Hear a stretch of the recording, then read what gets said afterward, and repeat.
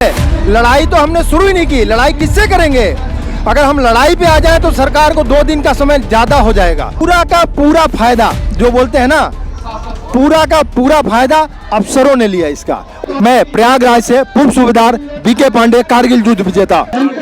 बिल्कुल, सरकार की नजर आपकी तरफ नहीं है, ऐसे में क्या कुछ कहना चाहिए? देखिए, सरकार अभी उद्योगपतियों के इशारे पे चल रही है। हम हैं सैनिक, हम सरकार से अभी तक अपील कर रहे हैं कि हमारी मांगों को सुनिए, और ये एकदम चेतावनी भरे शब्दों में हम कहना चाहते हैं कि हमारी मांगों को सुनना पड़ेगा, क्योंकि अभी ये हमारी अपील है। लड़ाई तो हमने शुरू ही नहीं की, लड़ाई किससे करेंगे? अगर हम लड़ाई पे आ जाए तो सरकार को 2 दिन का समय ज्यादा हो जाएगा, 2 दिन नहीं टिक पाएगी सरकार। लेकिन हम लड़ाई नहीं, अपील कर रहे हैं अपने जितने भी माननीय हैं उनसे कि जो हमारे साथ विसंगतियां हुई हैं 1 रैंक 1 पेंशन 2 में, उसको दूर करे, जो भेदभाव हुआ है उसको दूर किया जाए। इसके लिए हमारा ये अपील है। ये अपील है, तो जरा आप मुझे ये बताइए कि इसके बाद में जो प्लानिंग चल रही है आपके अंदर से कि 3 अप्रैल को, आखिर 3 अप्रैल को ऐसा क्या कुछ करने वाला है जिसकी वजह से कि सरकार की नींद जो है वो खुल जाएगी और आपके तरफ देखते रहेंगे? आपको धन्यवाद देना चाहता हूं कि आप जैसे भाइयों ने हमारी बातों को सरकार तक पहुंचाया है और सरकार के कान में बात हमारी पहुंच गई है। और 3 अप्रैल की बात है, जो 3 अप्रैल को मैं इस मंच से, जंतर मंतर दिल्ली से, अपने पूरे देश के पूरब से पश्चिम और उत्तर से दक्षिण, कन्याकुमारी से कश्मीर तक, हर व्यक्ति, हर उस फौजी को आह्वान करना चाहता हूं कि बढ़ चढ़ कर अपने डिस्ट्रिक्ट कलेक्टर को, डीएम को अपना ज्ञापन सौंपिए और वहां आवाज उठाइए। जरूरी नहीं है कि आप दिल्ली नहीं आ पा रहे हैं तो अपनी आवाज नहीं उठा पाएंगे, आप अपनी आवाज पूरे जोर शोर से उठाइए और डीएम को अपना ज्ञापन दीजिए। आपके ज्ञापन को ये डीएम गवर्नमेंट तक पहुंचाएंगे, ये इनकी ड्यूटी है। और आप पूरे, फिर एक बार कहना चाहता हूं, चाहे जवान हो, जेसीओ हो, कोई भी हो, जो फौजी है, वो एक सर्विसमैन है, वो इस लड़ाई में शामिल होगा और उसको होना चाहिए। अगर वो नहीं हो रहा है तो इसका मतलब उसकी आत्मा उसको रात में सोते समय धिक्कारेगी।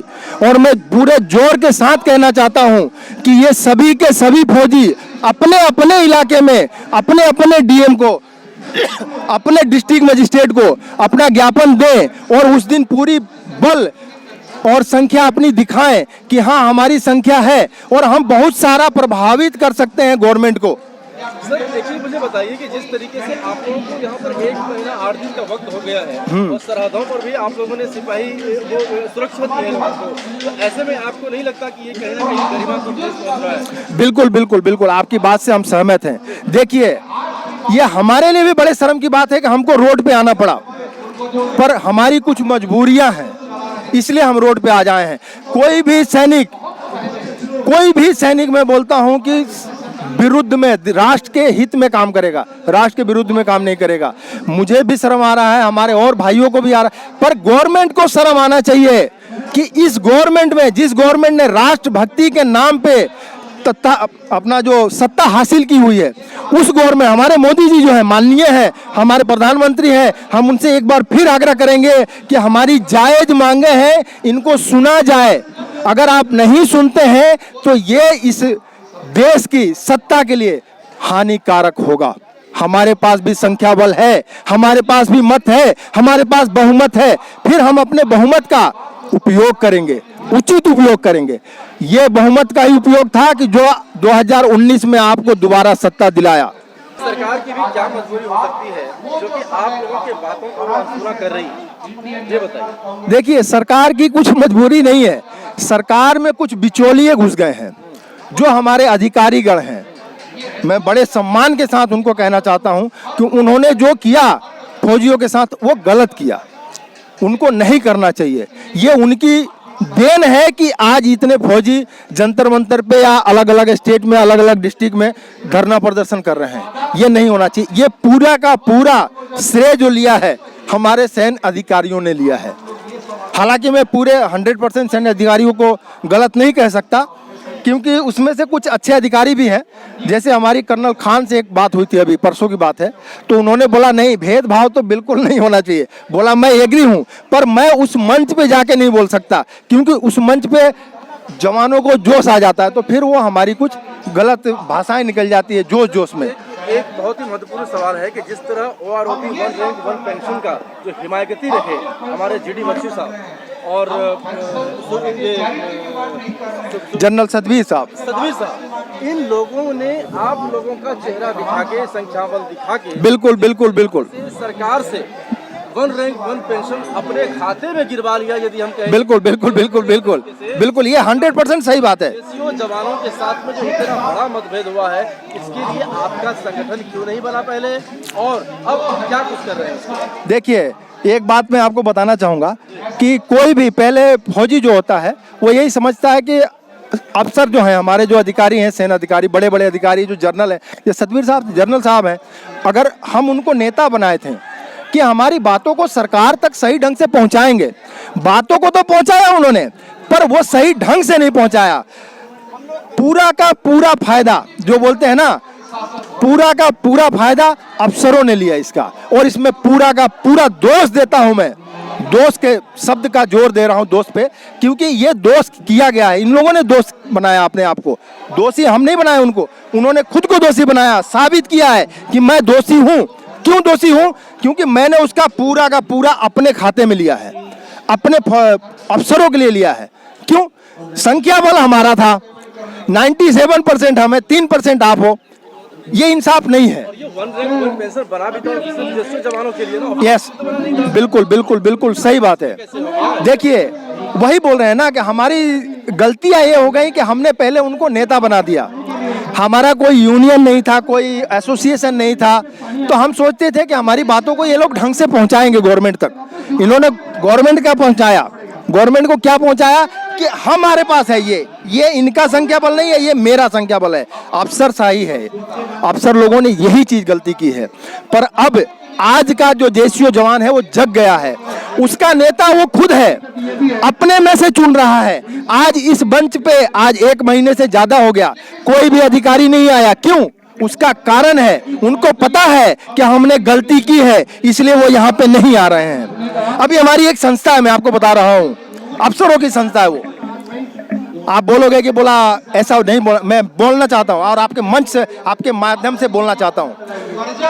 इंडियन एक्स सर्विसमैन जो लीग है वो है उनकी संस्था बनाई हुई, अफसरों की संस्था बनाई हुई। आप देखना, जो हम 3 तारीख का आह्वान किए हैं, 3 अप्रैल को हर डिस्ट्रिक्ट में डीएम को अपना जाके ज्ञापन देने के लिए, उसमें उन लोगों को लगेगी, अभी जो बोलते हैं ना दस्त लग गया, तो दस्त लगेगी उनको, बीमार पड़ जाएंगे, वो 3 अप्रैल को नहीं आना चाहेंगे। लेकिन फिर भी उनके साथ जो हमारे कुछ चंदे भाई जेसीओ जवान जो उनके साथ मिल गए हैं, जो पहले भी उनके साथ थे, जब वो सेना में थे तब भी उनके लिए चेयर बिछाया, दरी बिछाई, आज भी उनके साथ हैं। उनके बहकावे में आकर उनको अपनी बातों को रखने के लिए हमारे साथ आना होगा, क्योंकि वो उनका हक मार रहे हैं, उनको बहला फुसला रहे हैं। मैं उन भाइयों से अभी आह्वान करूंगा कि इनसे सचेत रहिए। ये एक सर्विस, इंडियन एक सर्विसमैन लीग जो है, ये लीग जो है ये अफसर लोगों ने बनाया है, अधिकारियों ने बनाया है, और ये हमारे जवानों को तोड़ना चाहते हैं। ये हमारे धरने को, हमारी मांग को कमजोर करना चाहते हैं, हमारे आंदोलन को कमजोर करना चाहते हैं। मैं चाहता हूं पूरे आपके माध्यम से, पूरे भारत वर्ष से जितने भी सैनिक हैं, पूरब से पश्चिम और उत्तर से दक्षिण तक, आप लोग जागो, अपना विवेक का इस्तेमाल करो।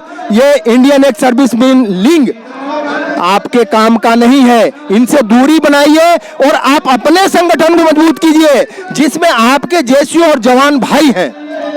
अपने भाइयों का साथ दीजिए। अगर ये इस बार आप चूक गए, अगर इस बार 3 तारीख को आप चूक गए, तो कहते हैं ना कि अभी नहीं तो कभी नहीं, अभी नहीं तो कभी नहीं का मैं नारा दे रहा हूं। अपने सभी फौजी भाइयों का आह्वान कर रहा हूं कि उनसे दूरी बनाए। इंडियन एक सर्विसमैन लीग जो है वो हमारी आंदोलन को कमजोर कर रहा है। आप अपने आंदोलन को कमजोर मत होने दीजिए। आपका एक हमारा भाई अगर उनके साथ है तो भी हमारी क्षति है।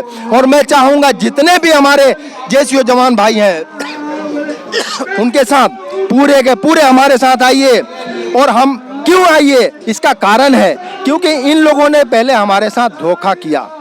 आप दोबारा धोखा मत खाइए। अगर दोबारा धोखा खा रहे हैं तो ये आपकी गलती मानी जाएगी। सर, बहुत सारे सवाल हैं जिसमें कि एक वीर नारी की भी एक समस्या है और PBOR की समस्याएं हैं, काफ़ी सारे डिसेबिलिटी की बात है, तो इन सभी बातों को किस तरीके से देखते हैं? देखिए, ये जो 3 अप्रैल का जो हमने आह्वान रखा है वो उसी के लिए है। फौजी भाई केवल अकेले नहीं आना है, उसमें वीर नारी भी आएंगी, उनकी अपनी पत्नी भी आएंगी, उनके अपने रिश्तेदार आएंगे। हमने भी दिखाना है गवर्नमेंट को संख्या बल। ये संख्या बल का ही तो खेल खेला है इन लोगों ने। संख्या बल का खेल खेल के सतबीर साहब ने अपना पूरा पैसा ले लिया जवानों का। जनरल बख्शी साहब क्यों नहीं बोल रहे हैं? सतबीर साहब एक दिन भी कोई बाइट दिखा दे मेरे को सतबीर साहब की आई हो तो, चुप्पी साध के बैठे हैं। ये लोग हैं हमारे साथ में, गलत शब्दों का इस्तेमाल नहीं करना चाहता, यही लोग हैं हमारे बीच को जो हमारे, मैं वो शब्द नहीं बोलना चाहता हूं, आप इस बात को समझिए।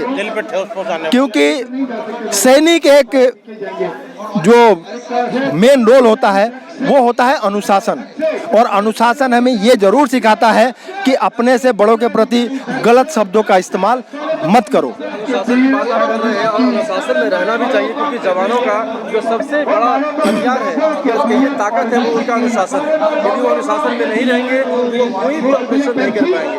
लेकिन क्या आपको नहीं लगता कि आपके इसी अनुशासन का आपके ऑफिसर्स ने फायदा उठाया? देखिए, हमारे इसी अनुशासन का ऑफिसर ने फायदा उठाया, इसमें 100% सच्चाई है, इसको आप इनकार नहीं कर सकते। मैं खुद बोल रहा हूँ, ये अनुशासन ही तो है जो आज आप 1 महीने से ज्यादा हो गया, आपने किसी भी फौजी को सुना होगा कोई अपशब्द बोलते हुए नहीं बोला है उसने।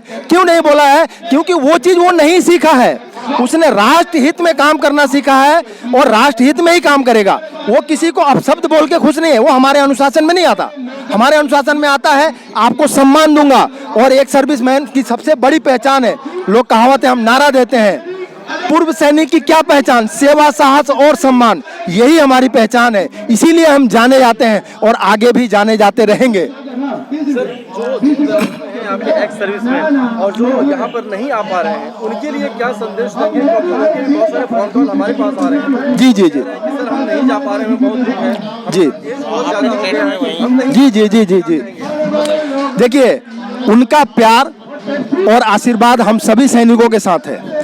जो हमारे सीनियर भूतपूर्व सैनिक हैं, उन्होंने, मैं भी उनसे ताल्लुकात रखता हूं, मैं डेली मिलता हूं उनसे।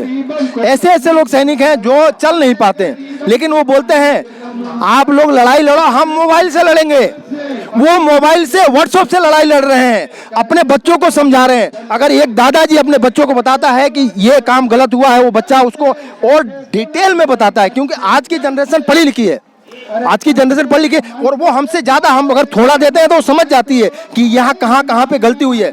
मैं आपके मंच से माध्यम से नहीं कहना चाहिए, मेरा खुद का बेटा अधिकारी है, उसने भी बोला इस चीज को कि पापा ये गलत हुआ है। सर, ये वीडियो संदेश जो आप दे रहे हैं, इसके जरिए आप एक्स सर्विसमैन को कह दीजिए कि वो किस तरीके से वीडियो को और भी ज्यादा से ज्यादा लोगों में डालें। देखिए, मैं बहुत ही सम्मानपूर्वक अपने सभी देश के पूरब से पश्चिम, उत्तर से दक्षिण तक जितने भी एक सर्विसमैन हैं, सभी लोगों को जय हिंद बोलता हूं, और ये आह्वान करता हूं और ये आग्रह करता हूं, ये अपील करता हूं कि आप पूरे के पूरे जोश के साथ, वीर नारियों के साथ, अपने परिवार के साथ, सदस्यों के साथ अपने डीएम को अपना ज्ञापन 3 तारीख को दीजिए।